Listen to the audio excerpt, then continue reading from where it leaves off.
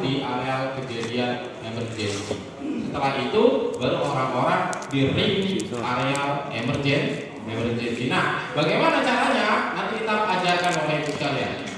Jadi ketika dalam keadaan darurat, anggap saja lah yang terbakar atau yang mengalami keadaan darurat, gedung yang saat ini sedang kita laksanakan pelatihan, ya.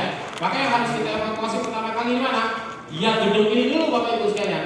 Gedung ini harus dievakuasi bersih, gak ada orang. Kalau dia berlantai lebih daripada 2, 3, itu maka N plus min 1. Ya, maksudnya gimana? Maksudnya adalah tempat kejadian perkara yang pertama kali sudah tuh N plus tuh 1 tingkat di atasnya dan 1 tingkat di bawahnya N min 1 dan plus 1. Itu harus dievakuasi dulu. Clear? Bisa depan Ya, bersih. Ya. Nah kalau gedungnya ini bentuknya seperti kompleks seperti kita, tidak kalau dia bentuknya kompartmentalisasi penyekatan, maka ring dari penyekatan kanan kirinya juga harus bersih. Ya. Namun apabila yang terjadi itu full satu gedung, ya satu gedung anggaplah gedung ini full dari bawah sampai ke atas, gedung ini dulu, setelah gedungnya evakuasi semua, baru ringnya keliling. Radiusnya, Bapak Ibu ya, radiusnya. Nah ini nanti akan bersangkutan dengan pola kita melaksanakan pemadaman Bapak Ibu sekalian, ya. Nah oleh karena itu harus dipahami dulu. Jadi intinya ketika petugas penyelamat sudah dibentuk, maka dia harus menyelamatkan yang pertama adalah direksi, yang kedua adalah N1, ya. Jadi nanti bagi tugas pelaksananya bagaimana? Pelaksananya bukannya kita tim 1 langsung ke direksi dah. Jadi direksi itu cukup 1 orang saja. Siapa yang melaksanakan penyelamatan atau evakuasinya nanti? Yaitu petugas ajudannya. Jadi ajudannya harus sebagai tim penyelamat. Karena direksi pasti punya ajudan kan? Direksi selalu punya asisten pribadi atau ajudan. Nah, asisten pribadi atau ajudan itu maksudnya dari tim penyelamat.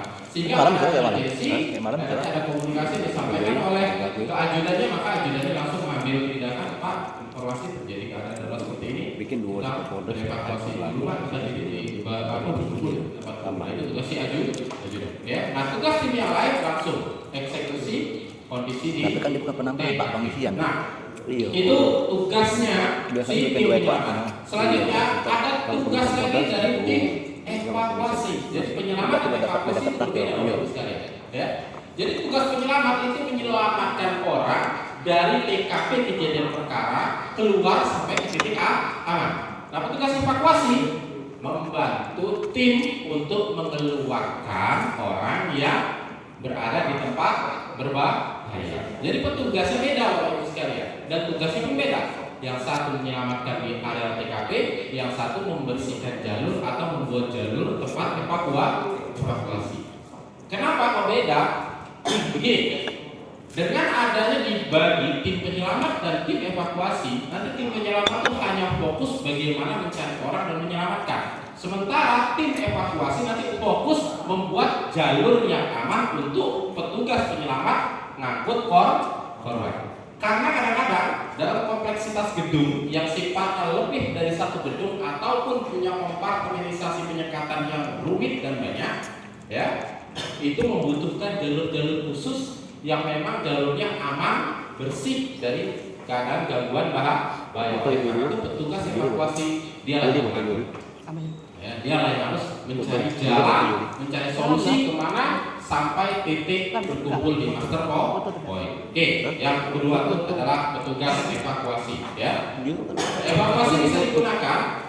Evakuasi bisa di setting lebih awal dulu dalam proses pencegahan, yaitu kita pembuatan jalur-jalur evakuasi. Namun jalur-jalur evakuasi yang diciptakan atau dibuat dalam kondisi aman itu ketika dalam keadaan emergensi belum tentu bisa digunakan saat keadaan emergensi, karena bisa jadi jalur yang tadinya aman kita gunakan dalam proses simulasi tiba-tiba dalam kondisi emergensi dia jalurnya jalur kolaps, dia nggak bisa dipakai.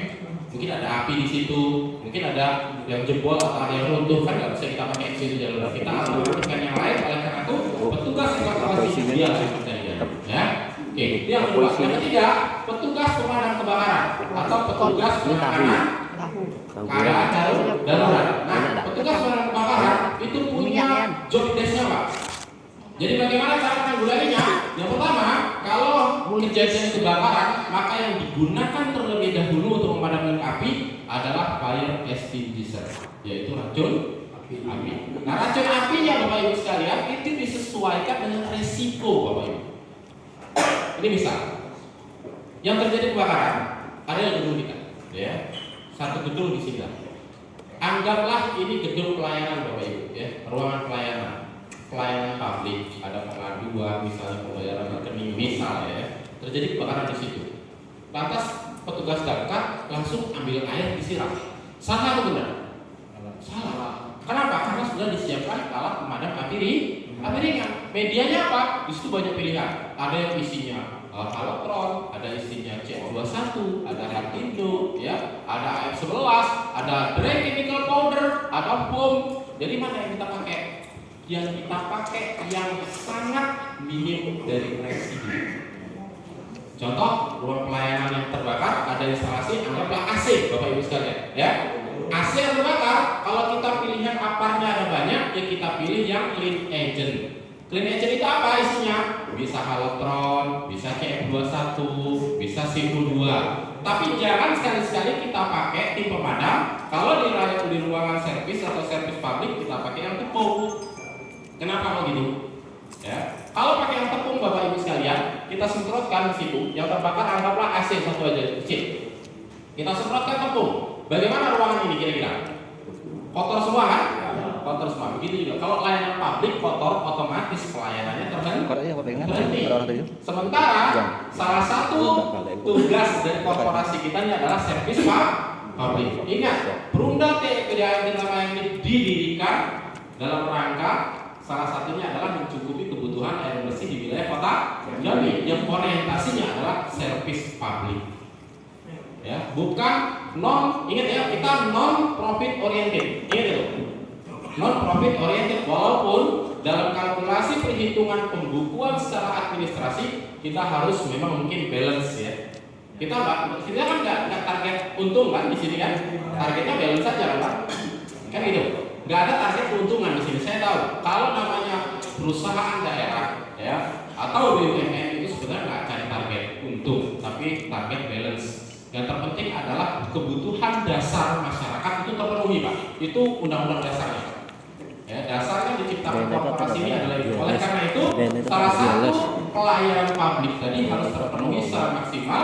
Ketika ada emergency harus dipilihlah media yang tepat. Kebetulan di tahun 2015 saya melakukan pemeriksaan di sini. Itu saya rekomendasikan untuk banyak ditaruh atau disediakannya apar yang bermediakan halotron ataupun Hartindo atau CF21, dan alhamdulillah direalisasikan Pak. 2015 ada pengadaannya sampai sekarang, bahkan alatnya masih banyak di sini. Ya, walaupun segelnya banyak yang putus, saya lihat tadi, tapi masih ada.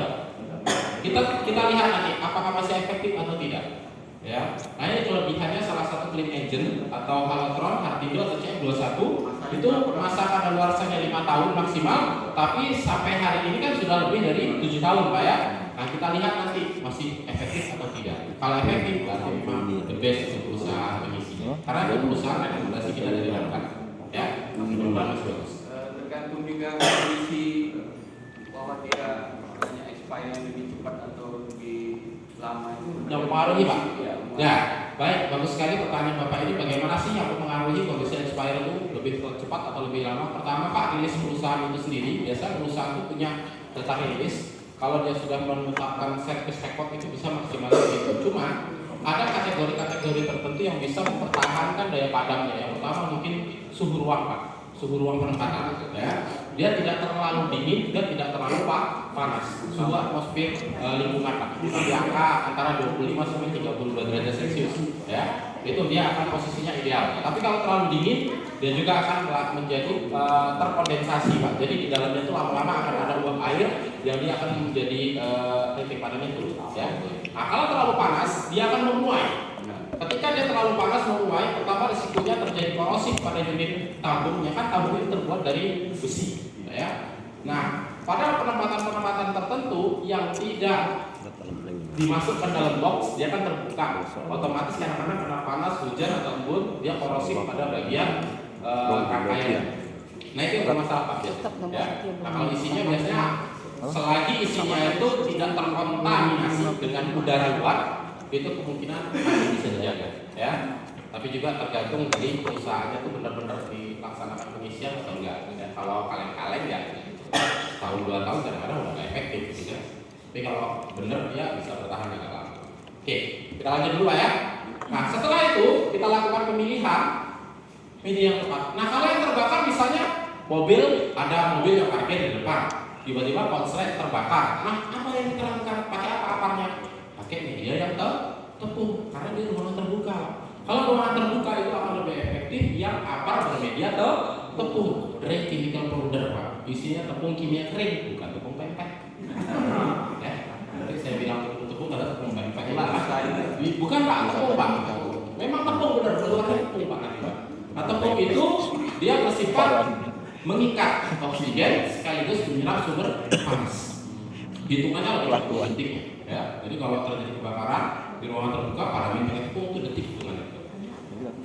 Kalau yang clean agent tadi kalau di ruangan Pak, jadi pemilihan itu yang tepat sesuai dengan kondisi ruangan. Nah, apabila tempatnya workshop, tempat kerja, lapangan, ya pakai yang tepung. Tapi kalau tempat servis pabrik, tempat elektronik, ya, atau tempat WTP, ada pompanya di situ di WTP kita.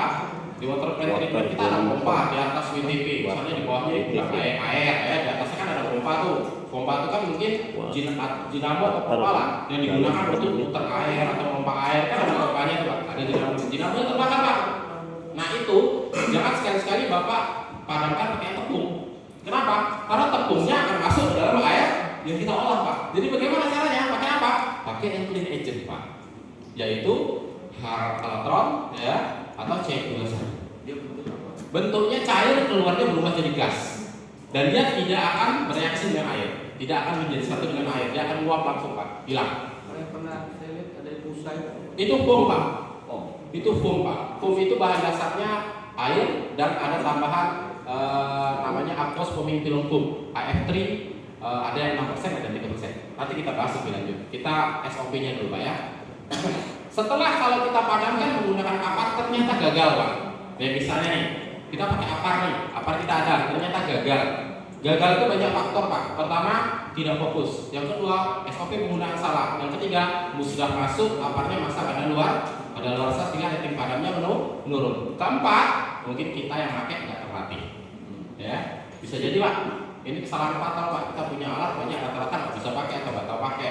Kasus contoh ada Pak, PLN. Saya buka aja Pak di sini Pak. Ya, ketika terjadi kebakaran 2012 dulu yang besar sekali PLN itu sampai kota Jambi hampir mati, listrik mati berapa minggu ya. Itu sebabnya satu Pak. Mereka sudah beli alat banyak Pak. Aparnya ada. Jadi si petugas ini, petugas security keamanannya itu ganti petugas baru. Ya. Jadi terjadi kebakaran di trafo-nya, itu petugas ambil apar ditekan-tekan Pak. Sementara pinnya nggak dicabut, dia sampai bodoh, nggak akan keluar isinya. Ya, Udah tuh dia kesel Pak, dia kesel karena nggak keluar isinya, dilemparkannya tabung apar tuh ke titik api, trafo Pak. Tambah jadi Pak, besar artinya. Dia bilang kita investigasi waktu itu Pak, kenapa kok alat bapak banyak? Sudah Pak, lah kami tekan kami untuk tidak keluar Pak, buruk keluar tuh. Kalau dia buruk rupanya dia ya buruk apanya. Ya karena dia nggak tahu SOP-nya bagaimana menggunakan apa. Ya, Pak. Nah kalau nggak pakai apa? Biasanya kalau security sudah mengikuti pendidikan dasar, Pasti tahu. kalau Dia security baru Pak. itu belum berpendidikan. Dia belum mengikuti SAR. Biasa Pak. Ikut pendidikan Pak, apa di Kasapa? Iya, security 2008 di SPM, ingat Pak ya? Itu dari mulai 2008 Pak. Saya 97 dulu sudah Sudah diajarin Pak ya? 2 minggu baru Pak. 2 minggu. Maka saya katakan tadi security baru dan dia belum di training, tapi sudah bertugas biasa lah, titipan Pak. PK itu. Iya betul. ABK. Masal Bapak suka. Petugas keamanan ya, jadi titipan. Tapi disebut situ tulisannya tetap security lah kalau masih dinas. Itu dia punya dasar. Ya, kalau security dia punya diksar pasti ya gitu. Nah, jadi ketika kasus ini kita investigasi seperti itu Bapak Ibu sekalian, ya. Jadi memang salah pada prosedur penggunaan. Nah, kita kembali lagi, apabila gagal pakai apa? Barulah kalau kita punya hidran, pakai hidran Bapak Ibu. Tapi ingat, Kalau penggunaan hidran artinya kita langsung menggunakan air, yang harus kita pastikan arus listrik di area kebakaran sudah putus atau tidak ada lagi. Kenapa? Karena kita tahu air kita ini adalah konduktor, penghantar listrik. Nah, kalau kita tidak pas, tidak tahu caranya, tidak lengkap APD-nya, main tembak air, arus listrik ada langsung ke kita. Kalau kata Pak Musalam tadi itu bukan mati sahid, tapi mati sangit, katanya kan gitu ya. Nah, itu yang dihindari. Oke, itu SOP-nya Pak. Tapi yang jelas ketika terjadi keadaan emergensi, kebakaran, informasi pertama tuh harus segera dirilis ke pemadam kebakaran. Nah, itu bagian komunikasi lah, menginfokan. Tim dalam berupaya untuk madam. Jadi gitu Pak ya, SOP-nya. Ada petugas penyelamat, evakuasi, petugas pemadam kebakaran. Nah, yang keempat adalah petugas P3K Pak. Ya. Apa tugasnya P3K? Tadi saya katakan, P3K dibuat atau diorganisasikan dalam sebuah kelompok organisasi kerja. Itu fungsinya ada 3 juga. Yang pertama, 1 mencegah kematian, ya. Walaupun kematian itu takdir ilahi. Yang kedua, mengurangi rasa sakit. Yang ketiga, menunjang proses kesembuhan. Jadi petugas P3K itu data apa nanti yang dilakukan? Di mana dia melakukan tindakan? Jadi petugas P3K melakukan tindakan ketika seluruh korban dan karyawan, ingat ya, korban dan karyawan sudah dikumpulkan di master point. Kita master pointnya di mana? Di depan halaman parkiran. Ya. Jadi di master point dikumpulkan, dilakukan pemilahan. Ini luka berat, ini luka ringan. Ya. Nanti dibuat trias namanya. Trias itu pemilahan. Ya.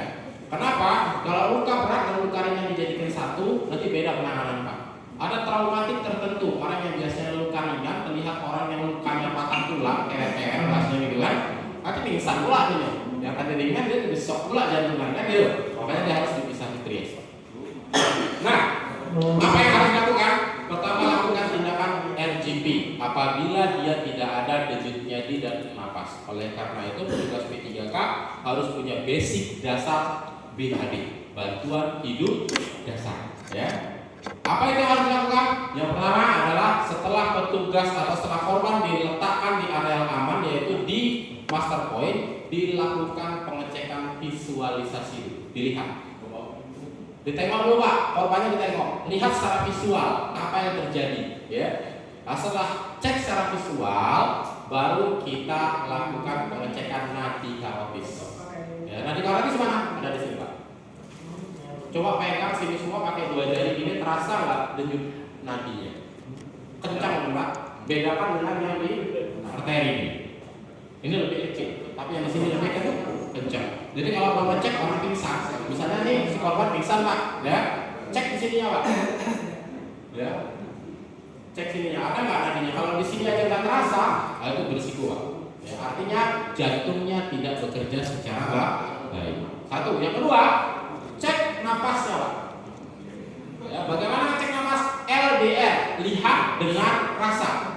Apa yang dilihat, apa yang didengar, apa yang dirasa. LDR itu lihat dengan rasa Pak. Lihat, dadanya turun naik nggak? Ya, dengarkan ada nggak hembusan napasnya dari telinga kita, terdekatkan telinga kita ke hidungnya, terus kita lihat dadanya naik turun kan, kita rasakan juga.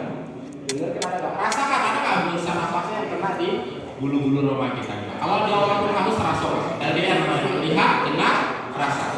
Ya. Nah, ketika sudah kita lakukan 2 hal tadi, cek nadi karotis, LDR, ternyata benar-benar nggak ada napas, nggak ada denyut jantung. Apa yang harus kita lakukan? RGP. Harus kita beri RGP, intensitas jantung dan paru-paru. Ya. Bagaimana melakukan RGP? Saya minta satu contoh. Ada ini nggak? Ada relawan nggak yang mau jadi satu aja?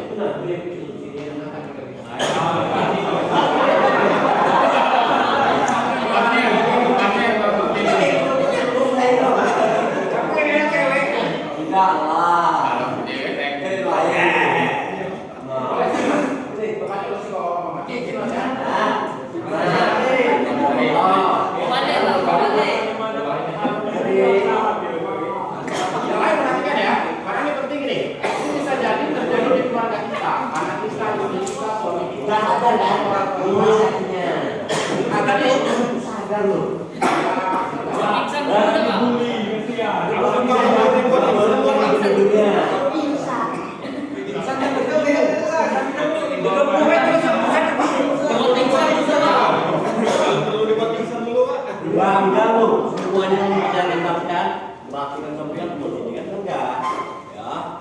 Oke.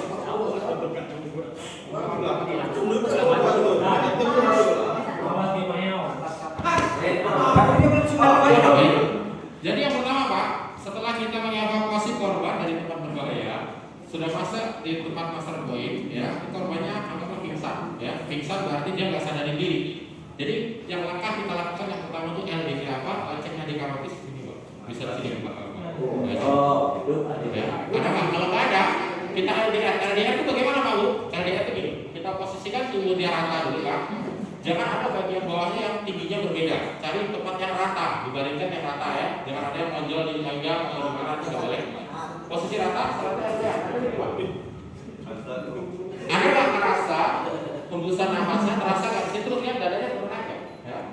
Kalau nggak ada juga, ternyata nafasnya nggak ada, ya, jenisnya juga ada. Apa yang kita lakukan? Lakukan perenggangan seluruh bagian yang menutup tubuhnya. Kalau dia pakai tali pinggang, tali belakang, jangan dibuka langsung. Ya, jangan dibuka. Kalau dia menggunakan jas, ada dasi di sini, dasnya dikembali semua. Kancingnya bagian atas dibuka, ya, agak sedikit lega. Jadi ada sirkulasi udara yang lebih mudah pada bagian tubuhnya dan tidak ada yang menyesat atau mengencangkan bagian dadanya. Ya. Setelah itu kita cek di bagian mulutnya ada benda yang nyangkut nggak? Ada benda yang nyangkut nggak? Karena kadang-kadang si korban kalau pemain dia tersedak dan cuma terluka. Cara itu apa? Sampai dahulu tekan kaki, buka mulutnya,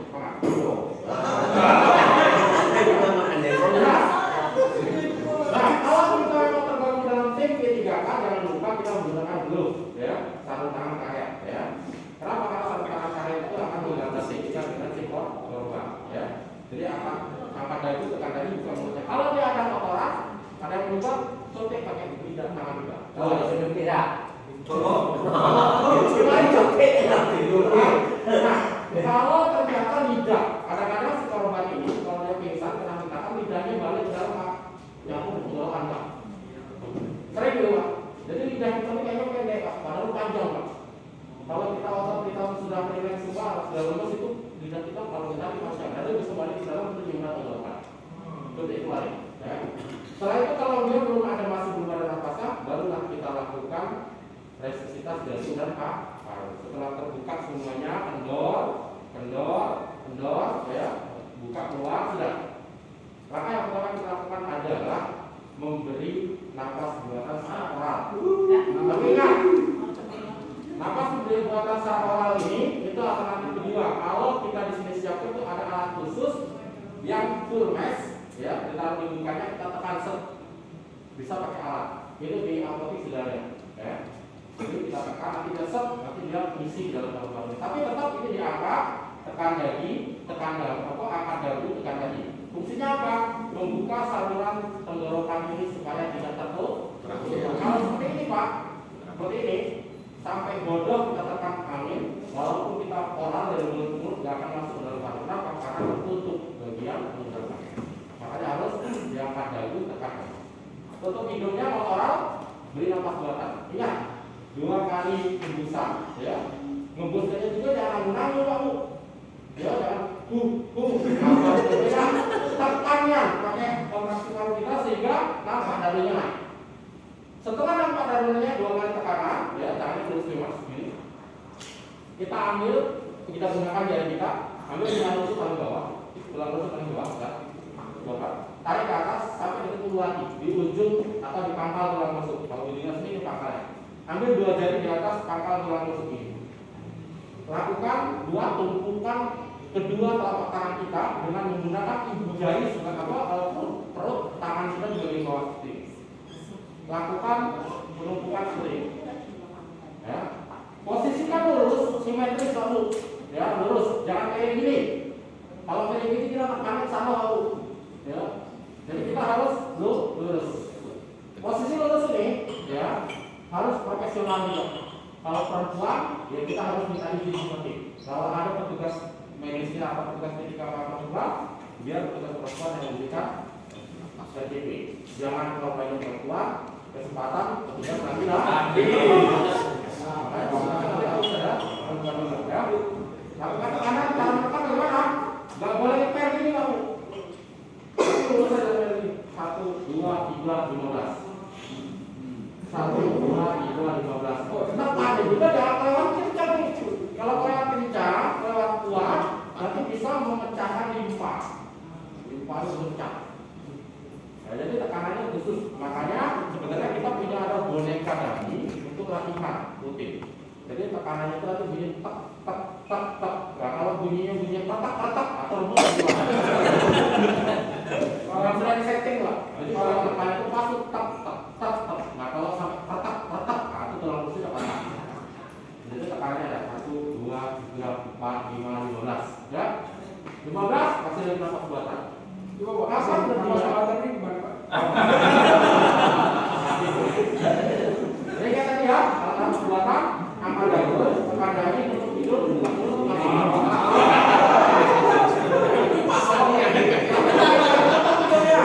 kalau tadi tutup hidungnya, mohon maaf ya, mohon maaf. Kalau tadi tutup hidungnya, apabila ada tekan, lalu lari ingus yang keluar.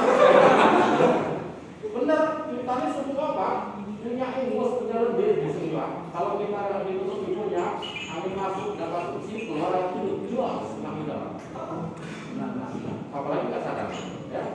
Nah jadi Pak, kapan berhentinya? Sampai si korban sadar.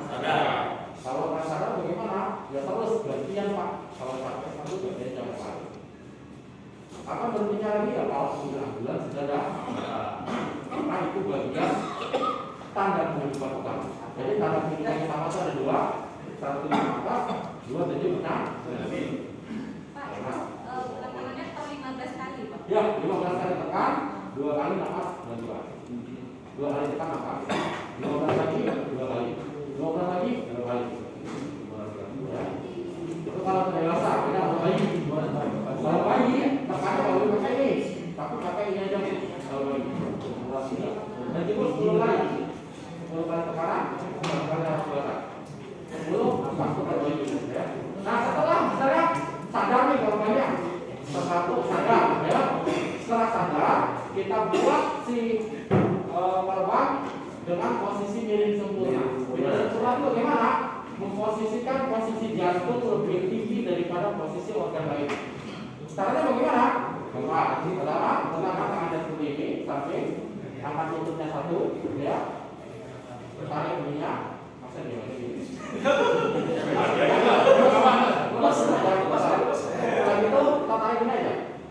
Nah, posisi ini Pak, Bapak bilang kemana-mana dia kalau nggak rasa dia diem aja.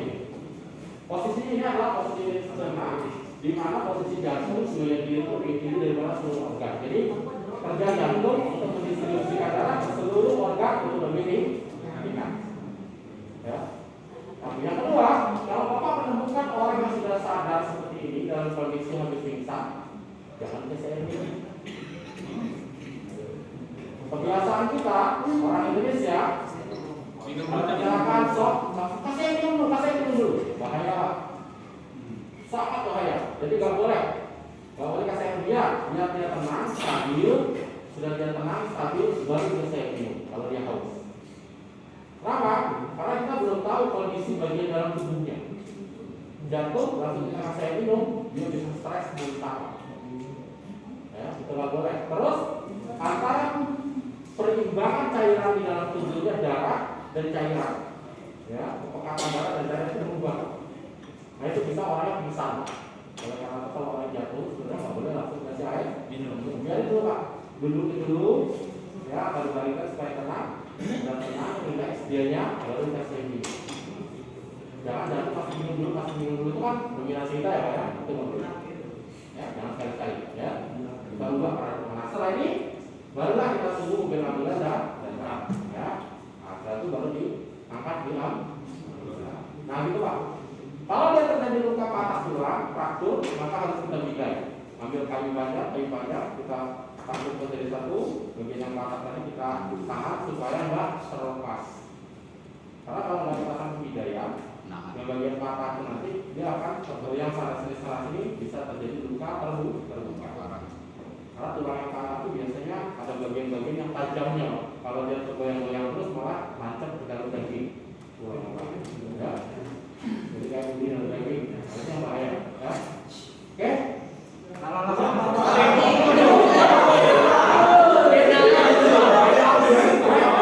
Ibu sekalian, itu dikasih ya dasar. Jadi kalau dasarnya semuanya harus bisa, harus dikasih ya minimal tahu lah sedikit-sedikit ya Bapak Ibu ya. Nah sekarang bagaimana cara evakuasi? Ya, ini kan korban misalnya pingsan, Bapak Ibu sekalian ya. Terus kita mau angkat dia. Ternyata tugasnya kurang nih. Orang ibadah cuma sendirian. Ya sendirian, si korban setengah sadar. Ya. Jadi caranya bagaimana? Ada beberapa cara. Ya. Yang pertama, cara kita manggul. Yang kedua, cara kita gendong. Yang ketiga, cara kita bapak atau kita bopong. Ya. Nah kita buat cara yang pertama ini harus bisa nih diangkat. Silakan komentator kita angkat. Ya. Kita ambil aja sama ya. Lepas saja. Angkat lututnya, udah lutut, tahan menggunakan ujung kaki kita lututnya. Ya. Tangannya diambil. Lemesin ya. Jadi angkat itu tangan kita masuk dalam selangkangan, langsung megang tangannya gini Pak. Jadi posisi ini mengunci si korban akan tetap berada di atas pundak kita. Jadi kalau kita jalan pun dia nggak akan jatuh. Lari boleh juga. Ya, dia jalan dia si korban nggak akan jatuh. Korban terus saja jangan. Lemes be. Jangan sama-sama Bapak Ibu sekalian. Jangan ini fungsinya kan mengunci tangan kita, mengunci masuk selangkangan kita, megang kiri tangan ini kunci supaya dia nggak jatuh. Ya. Nah setelah itu sampai masuk poin, karena masuk poin pastinya banyak orang lagi ada tugas tambahan atau terus ikuti bantu untuk menurunkannya. Silakan Pak Musalam bantu kita. Oke, diangkat, pegang. Dari mana apa saja? Ditahan. Pak, ulang lagi Pak. Ulang. Siap. Nah, lurus. Kasih tahu ulang aja Pak ya. Lepas saja, lepas ya. Pegang lututnya. 1, 2, 3. Masuk tangan selangkang. Ya. Gampang ya? Gampang Pak. Oke, Oke, diletakkan lagi. Oke, tahan bagian kepalanya. Jadi waktu kita menurunkan, kita kaki kita berfungsi untuk mana bagian punggung dan kepalanya supaya nggak terjatuh. Ya. Oke, ini caranya kalau dia diangkat. Tapi kalau caranya nggak diangkat, misalnya badannya gede, jadi kebutuhan penyelamat lebih kecil. Nah itu harus kita tarik Pak, kita seret. Mau nggak mau Pak? Kalau kita seret. Jadi caranya bagaimana? Kalau diseret tuh Pak atau diangkat, caranya seperti angkat bagian kepalanya, lalu di bagian kita punggungnya seperti ini, masuk tangan kita bagian bawah, pegang dari ketiak dia, angkat ke atas gitu Pak. Nah, mundur ke belakang. Jadi itu kalau korbannya lebih besar daripada penyelamatnya. Boleh nggak? Boleh Pak. Daripada nyawa dia di sana kebakaran, kalau kita selamatkan terbakar di yang pingsan. Kalau kita angkat kayak tadi di bawah nggak kuat Pak. Jadi gitu caranya. Ya, ulangi lagi Pak, kita balik lagi Mas. Jangan angkat sama posisi tangan itu. Nah, itu ya, jelas. Angkat bagian kepala dulu, taruh di bagian atas lutut, lemes saja korbannya kan pingsan. Masukkan tangan dalam ketiak, silang, pegang pergelangannya, angkat ke atas, tarik gitu. Itu nggak akan lepas Pak. Ya, nggak akan lepas gitu. Terus, caranya kunci Pak, kunci kanan dan kiri. Terus muter terus gitu sampai dia ke tempat master point. Ya, pertanyaannya ini kalau dia sendiri, kalau berdua ya sudah satunya Pak Musalam di situ. Berdua ini kita lagi. Nah, Pak Musalam angkat bagian lutut, bagian kepala, gitu aja. Seperti tadi, kunci. Oke, lepas, korbannya taruh di dada. Gitu aja Pak. Ya, udah jalan. Gimana? Jalannya bisa nyampe, kalau lebar dia bisa langkah ke depan. Ya. Jadi seperti itu, gampang Pak, mudah kok. Cuman kalau kita nggak punya trik, kadang-kadang sulit, ya, sulit. Oke. Nah ini kalau cuma berdua. Terus ada alat bantu, misalnya ada kursi, ya. Ternyata si korban ini kondisinya masih setengah sadar, tapi dia nggak kuat jalan, ya. Terus bagaimana caranya? Dia nggak kuat jalan, tapi juga kalau mau dibopong langsung kesulitan misalnya. Pakai alat bantu Jadi si korban ini kita dudukkan di atas kursi, Bapak Ibu sekalian. Kondisinya kan dia sadar. Setengah sadar artinya dia punya tenaga untuk berdiri. Cara angkatnya juga kita dari samping angkat seperti ini. Ya, 1, 2, 3. Masukkan yang satu, masukkan kursi ke samping seperti itu. Langsung satu ambil bagian depan, satu bagian belakang. Ya, angkat seperti itu. Ini paling enak Pak, aman, ya aman. Selagi petugas megang kursinya kuat, udah jalan aja Bapak. Ya, kalau petugas korbannya juga kondisinya masih sadar. Kalau nggak sadar, kalau memang apa ya harus tunggu aja dari bawah. Oke, silakan tangan di bawah. Oh iya. Ini gampang. Kalau kita tuh sudah biasanya tuh watak survival ya. Jadi mindset survival kita tuh aktif ada dan kita selalu melakukan kegiatan bertahan hidup itu kita akan dapat solusi. Intinya kekompakan bersama. Nah, ada lagi kondisi ekstrim, tapi kita masih contohkan apabila dia terjebak di dalam gedung yang runtuh. Ya. Tapi ruang evakuasi itu ada sempit gitu ya. Jadi kita harus tiarap sambil menarik badannya. Gak apa-apa. Ya, kita bisa menggunakan tali ya, korban si penyelamat harus langsung menggunakan tali dan ditarik boleh ya. Yang terpenting intinya adalah petugas penyelamat tadi di awal itu menyelamatkan korban dari daerah yang berbahaya, ya, atau dia di tengah jalan, atau dia di dalam gedung, atau di daerah terbakar, atau dia di air. Ya, kalau di air biasanya kita latar sampai larang dulu ya. Suatu saat nanti kalau di air kan kita main air normal ya. Dan kita kan 80% di air ya. Terus ini bisa ya. Oke, silakan.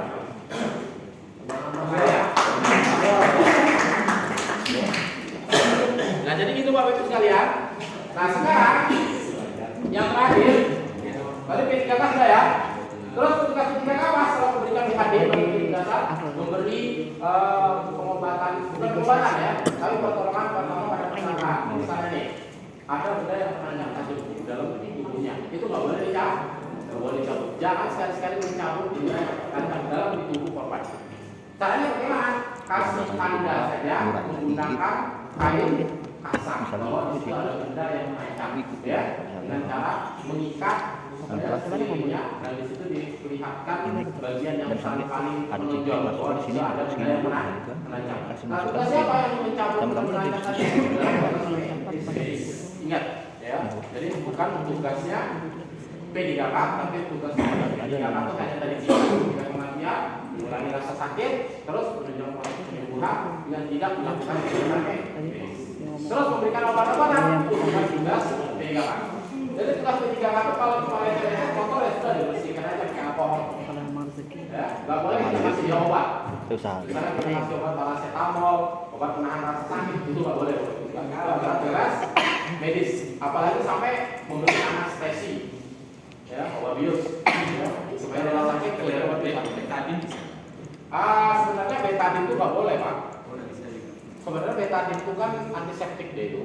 Nah itu sebenarnya kalau kondisi luka tertentu kan ada bagian luka atau orang kondisi tubuh tertentu tuh nggak bisa kena betadin Pak. Ya kalau kena betadin bisa iritasi atau dia bisa terjadi apa namanya? Ini ada yang apa seperti alergi gitu Pak. Nah, makanya jadi perbolehkan tuh apa sebenarnya hanya membersihkan menggunakan alkohol atau methanol itu bersihkan aja Pak. Berarti dibidai. Kalau dia butuh dibidai. Apabila lukanya terbuka itu harus dibidai. Tutup. Ya di perban. Intinya untuk supaya luka itu tidak terbuka kena udara sehingga terkontaminasi dengan bakteri. Infeksi. Nah, terus kalau dia ada terjadi perdarahan, misalnya ada luka, terus dia terjadi perdarahan, maka kita ambil kain kasar kita tekan, tekan terus, ya. Ingat, tekanan ini kalau sudah penuh darah jangan dicabut, jangan lepas. Ambil menekan lagi bantalan baru tekan lagi Pak. Terus tekan terus, ya, sampai dia berhenti. Setelah dia berhenti baru kita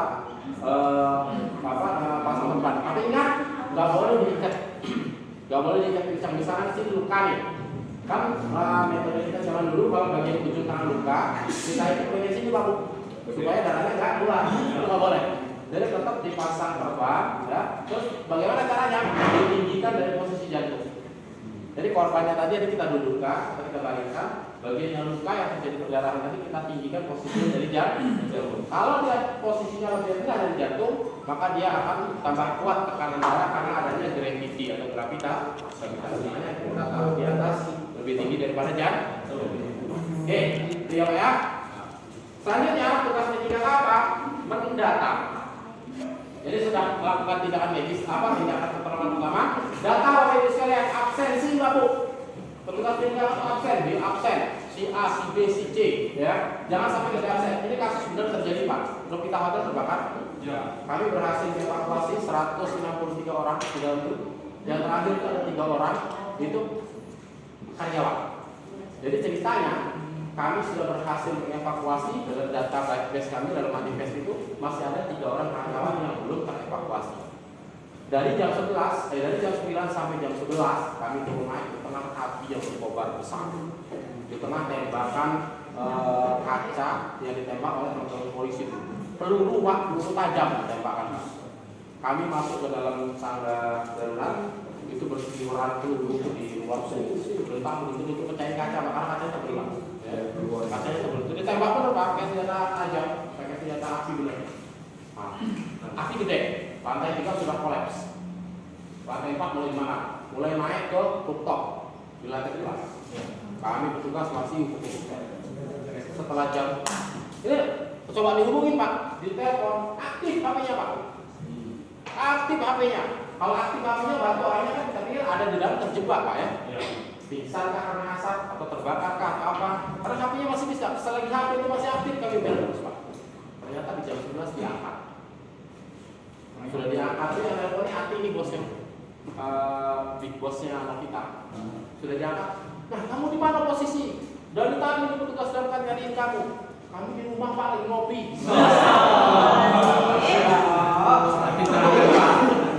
Itu karena apa? Karena mereka tidak dapat ilmunya seperti itu. Jadi mereka akan keluar. Mereka rasa air itu selalu bilang itu balik kamu bilang ngopi di rumah latak orang sama. Tapi dia gak mikir nyawa kami orang enam petugas damkar turun naik Pak dari dia. Dia lagi ngopi yang dicari dia. Mandi lagi ngopi. Nyawa kami dipertahankan. Latihan sampai kampung waktu Waktu gendong mau ngangkat. Coba kalau ini Ini kan berarti ini ya. Itulah nempel rasa ada titik. Baru dirujuk ke rumah sakit atau Ini mau kita tutup ini kan. Nah, kita beri komando makanya aset yang paling berharga yang memberikan komando kita melakukan apa setelah pasca keadaan darurat. Kalau macam cili kan. Ya, nah yang terakhir adalah petugas keamanan. Nah, petugas keamanan apa fungsinya? Yang pertama, buat parameter. Jadi parameter ini Pak penting Pak. Jadi gini Pak, dalam operasional penanganan kebakaran kita ada yang namanya ring kebakaran. Ring kebakaran. Ya. Ring kebakaran itu adalah 50 meter dari titik api terluar. Itu ring kebakaran. Terus ring bahaya kebakaran itu 25 meter radiusnya dari titik api terluar. Ingat itu Pak. Oleh karena itu petugas security harus membuat security line atau jalur keamanan itu di angka 50 meter dari titik api terluar sehingga tidak ada orang-orang lain selain petugas masuk ke area kebakaran. Ya. Karena nanti di sini akan punya peran penting dalam proses membantunya proses penanganan kebakaran. Kenapa Pak Adani? Jadi gini Pak, proses perambatan api yang dikatakan Pak Nur Salam tadi itu dalam proses perambatan api dari satu gedung ke lain ada beberapa tahap beberapa cara. Yang pertama ada radiasi meter kan. panas masuk kena dinding flammable hidup. Ada yang konveksi langsung dari api ke benda. Ya, ada yang roll over, ada backdraft, ada flash over macam-macam Pak. Ya, oleh karena itu kami damkar ketika datang kalau apinya sudah gede, itu yang kita lakukan bukan memadamkan titik api yang ada Pak. Tapi kita melakukan pengamanan ring dulu, mendinginkan cooling dulu di sekitar area yang terbakar untuk menurunkan suhu. Ketika suhu sudah turun, baru titik api terbenam kita padamkan. Kenapa Pak? Karena kita mencegah perambatan api supaya tidak terbakar yang belum terbakar. Kalau yang sudah terbakar mau diapain Pak? Baju apa kalau terbakar separuh? Bisa dipakai lagi nggak? Nggak. Tapi yang belum terbakar masih bisa dipakai kan? Itu dulu diselamatkan. Itu konsep proses pemadaman. Iya. Kalau seandainya dua-duanya Pak, yang satu kuning, yang satu ini. Tergantung. Makanya kalau kondisi darurat, kita kan punya parameter ukuran bahaya Pak. Kalau rumahnya padat penduduk, kita punya lagi sedang digodok juga itu adalah kaitannya. Kalau rumah padat penduduk, itu kita punya dua metode penanganan. Yang pertama, metode defensif, bertahan.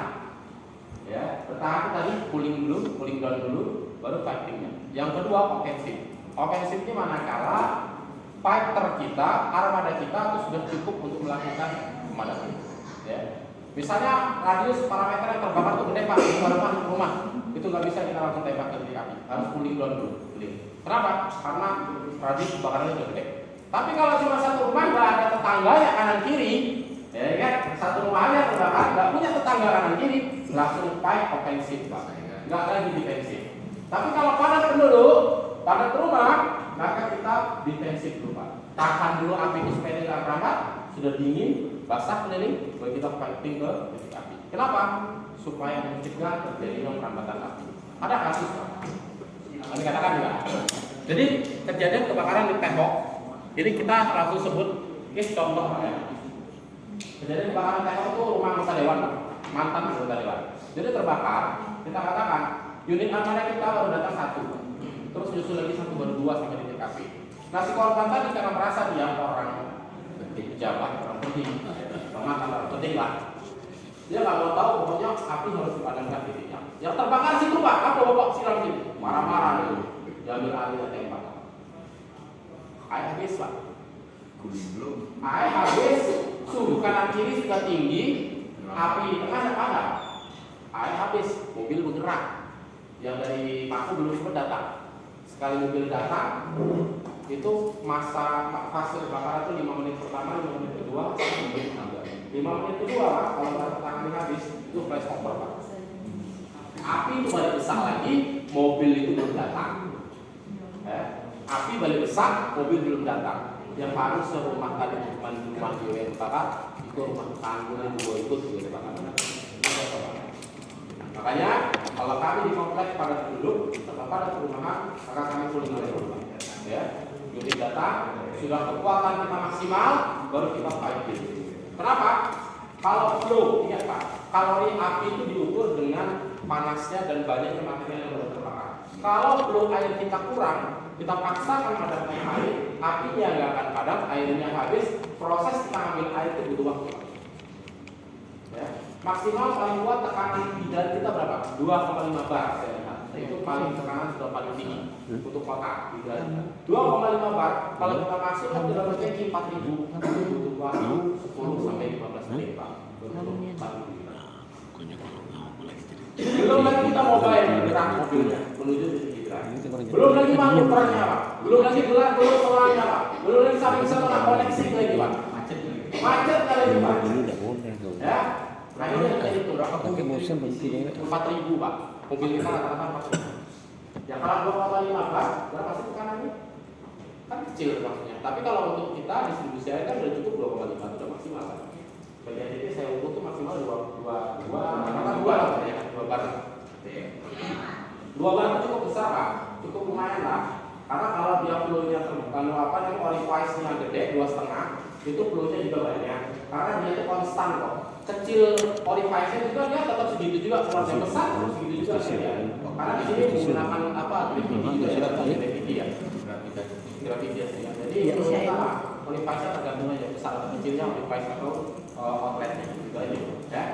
Cuma kalau kita kan paling besar kan 2,5 jadi hidran kota kita kan 2,5. Butuh waktu 10 sampai 15 menit. Tergantung jarak jauh. Wah, itu lagi jarak jauh lagi yang kita tapi rata-rata yang paling lama itu 15 menit lah, ya.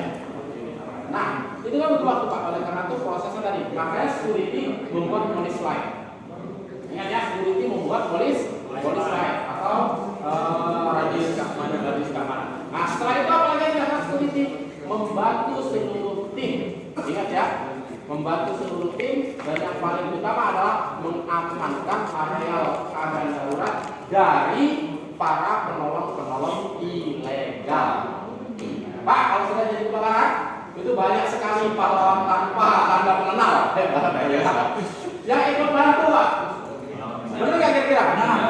Sudah sekali, Pak. Apalagi ini kalau gedung-gedung pemerintah, gedung korporat itu banyak yang mau bantu, Pak. Pak, kami bantu, Pak. Kami tim penyelamat, bantu, Pak. Ada tahu. Security kita tahu kan, anggotanya sendiri kan. Orang kantor sendiri kan security yang tahu kan. Orang luar nggak tahu, dia pakai baju bebas. Kadang-kadang kita juga kan bajunya sama seperti ini kan. Orang luar masuk, nah itu juga security mengatur itu. Kecuali orang yang berseragam khusus, apakah TNI, Polri, atau apa, ada silakan kasih akses. Ya, jamin Pak. Makanya security ini yang harus ada teman Pak. Ya security ini Pak, serba fungsi Pak. Keamanan iyo, keselamatan iyo, kenyamanan iyo, akses iyo di situ semua security kan. Oleh karena itu security memang harus benar-benar terlatih, harus ada misalnya. Jadi kalau teman-teman di sini ada sama-sama pihak ketiga menjadi security ya, memang security-nya sudah terlatih semua Pak, ada sertifikasinya. Jadi dia tahu tugas dia apa. Jadi dia membantu semua proses organisasi. Ya, bahkan kalau penerbangan, kadang-kadang security itu ya bantu CS kan gitu. Bantu customer service ya. Bagi Vespa, dikasih nomor anjing, dikasih sudah dipanggil dulu. Padahal kan security ada yang bukan tugas ya. Tapi itulah tugasnya, tugas peran apa. Nah, itulah Pak yang harus dilakukan dari ketuanya, wakil ketua, ya, penyelamat, evakuasi, pemadam kebakaran, ya, terus P3K, terus security, ya. Nah, ini Pak bisa digabungkan, ya. Bisa digabungkan menjadi satu di dalam tim K3, ya, keselamatan dan kesehatan kalau bahasa kerennya dalam korporat itu adalah HSE, Health, Security, and Environment. Ya, jadi ada kesehatannya, ada keamanannya, ada pengelolaan manajemen sumber daya manusia. Ya, nah ini kalau di sini saya nggak tahu sebutannya apa, HSE atau K3? K3 ya, sama aja. Ya sama aja, HSE atau K3 itu sama aja, jobdesknya sama. Cuma membedakannya resiko aja, ya. Kalau di resiko ini kalau di migas mungkin lebih HSE. Namun tugas K3 bersama dengan tugas HSE, ya, keamanan, kesehatan dan pengelolaan sumber daya. Oke, baik Bapak Ibu sekalian, itu sedikit pengantar tentang MKKG yang harus Bapak Ibu semua dapatkan, ya. Kalau kita ada waktu sih sebenarnya kita harusnya ada kegiatan ya tadi lah seperti kita simulasi evakuasi, tapi karena kita memang ada sedikit keterbatasan waktu, kita masih yang urgensi saat ini adalah kebakaran. Jadi besok ke depan kalau memang kita masih ada waktu lagi, simulasi yang berikutnya itu simulasi evakuasi ke lapangan. Ya, bagaimana nanti kan kebetulan kita juga bawa tandu Pak, kalau ada tandu, ada RGB itu 1 hari atau setengah hari full. Jadi bapak-bapaknya itu latihan Pak pakai boneka itu. Nah ada sebenarnya Pak. Cuman karena kemarin komunikasi kita hanya MKKG dan simulasi kebakaran, kita nggak bawa Pak. Kalau kita fokusnya di situ Pak, ya, kita semua nanti latihan ke RGB Pak. Ada boneka kita kayak gini. Dan bonekanya boneka cewek nanti kita beda Pak. Kalau imsak itu ya satu vertikal dari pertahanan udara, yaitu di bawah udara, di bawah angkatan udara. Jadi kalau dia penyelamatan tuh khusus di search and rescue, misalnya dia di hutan, orang tersesat, atau ada kolaps air crash landing, misalnya, atau ada kapal yang tenggelam, ya, kapal karam, kapal ini, atau air crash landing itu pesawat yang jatuh, gitu. Nah itu dia. Tapi sesuai dengan peraturan Menteri Perhubungan nomor 26 tahun 2013, insiden komandernya tetap ada di damkar. Ya, insiden komandernya itu pertama BPBD, kalau BPBD nggak ada damkar, sudah itu nanti tim teknisnya itu adalah Basarnas dan lain-lain, termasuk TNI Polri. Iya. Tapi kalau di lingkup wilayah kota, tapi kalau di lingkup wilayah kabupaten, kalau kabupaten itu kan banyak dominan di hutan Pak, hutan, kebun, ya. Bukan di pemukiman penduduk atau padat penduduk, itu biasanya tetap di SAR. Kalau di Kota Jambi kita ada MOU bahwa insiden komandernya adalah pemadam kebakaran. Jadi pimpinan operasi pemadam kebakaran mereka adalah satuan teknis yang di bawah komando damkar untuk melakukan tindakan evakuasi. Makanya di damkar juga kita lengkap Pak. Ada kebakaran, ada penyelamatan, ada penanganan lewat buas, ya, buas. Jadi bukan BKSD aja Pak, damkar aja Pak. Setiap hari kami Pak sehari 2-3 kali itu nangkap ular, jawab, buaya. Nah kemarin buaya itu udah kasih tahu tuh, kami foto, kami cari, lari dia tahu. Weather datang. Ada CCTV nggak Pak di Intek kita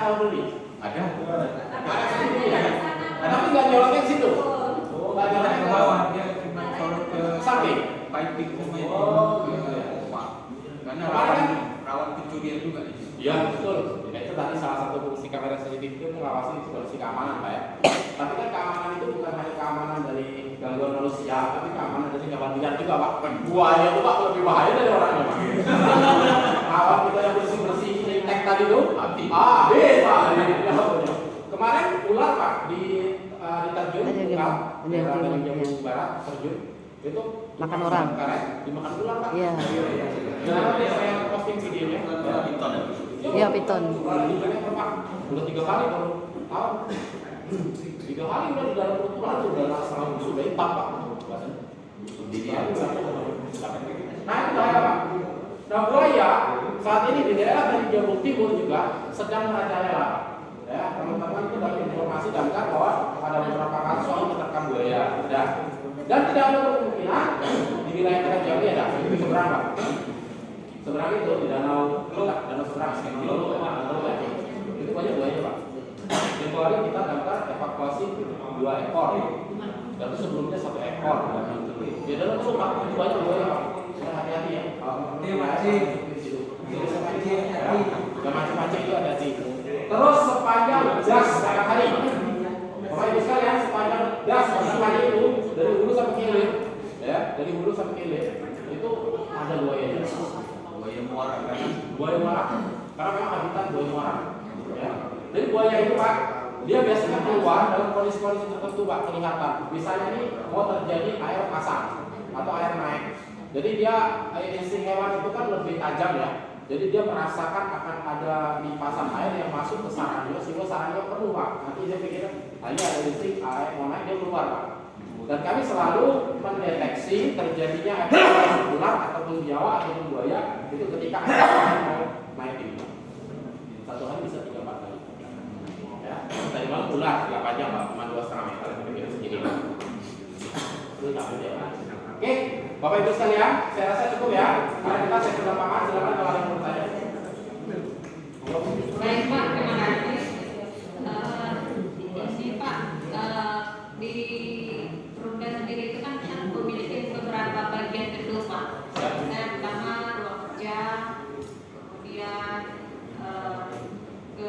gudang. Itu pun ada gudang maksudnya gudang perpipaan aksesoris, gudang kimia.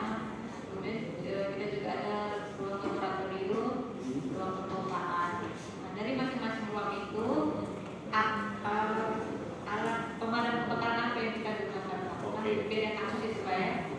Terima kasih. Baik, terima kasih Bu Yuli. Ya, ini saya Bapak Yuli, ini Bu Yuli. Bapak Yuli bertanya sama Ibu Yuli. Dan Yuli ketemu Yuli ya. Nah kebetulan Ibu Kepala Dinas kami juga namanya Yuli. Ya. Jadi Yuli lagi main tahun gitu ya. Bukan pendek saja ya. Jadi gini Bapak, Ibu, ini pertanyaannya bagus. Jadi pemilahan atau pemilihan alat pemadam api ringan sesuai dengan peruntukan. Jadi medianya apa ditempatkan itu. Ini contoh kalau laboratorium clean engine boleh pakai CO2 atau C21 ya. Nah kalau pergudangan tadi ada